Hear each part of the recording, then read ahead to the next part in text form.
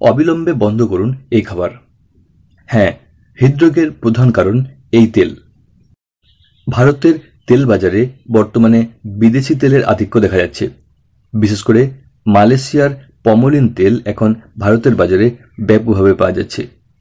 এই পমোলিন তেলের দাম ভারতীয় কৃষকদের উৎপাদিত তেলের তুলনায় অনেক কম। যেখানে পমোলিন তেল প্রতি লিটার 20 থেকে 22 টাকা, সেখানে সরিষা বা নারকেল তেল 40 থেকে 60 টাকায় বিক্রি হয়।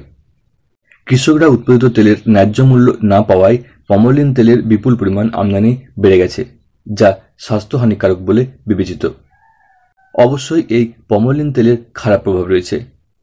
গবেষণায় দেখা গেছে যে পমোলিন তেলে ট্রান্স ফ্যাটের পরিমাণ বেশি, যা হৃদরোগের ঝুঁকি বাড়ায়।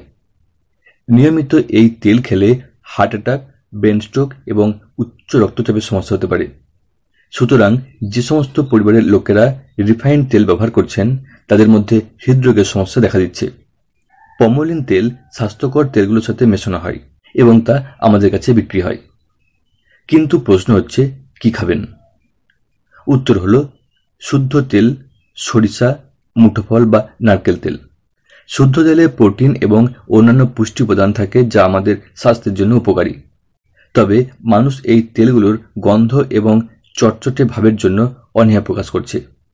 কিন্তু আসলে এই বৈশিষ্ট্যগুলোই তেলের গুরুত্বপূর্ণ অংশ। স্বাস্থ্যকর এবং প্রাকৃতিক তেল ব্যবহার করে আমরা নিজেদের এবং পরিবারের স্বাস্থ্য রক্ষা করতে পারি।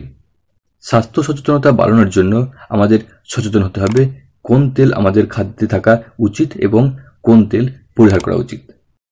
তো দর্শক বন্ধু, আপনি বা আপনারা কোন তেল ব্যবহার করেন?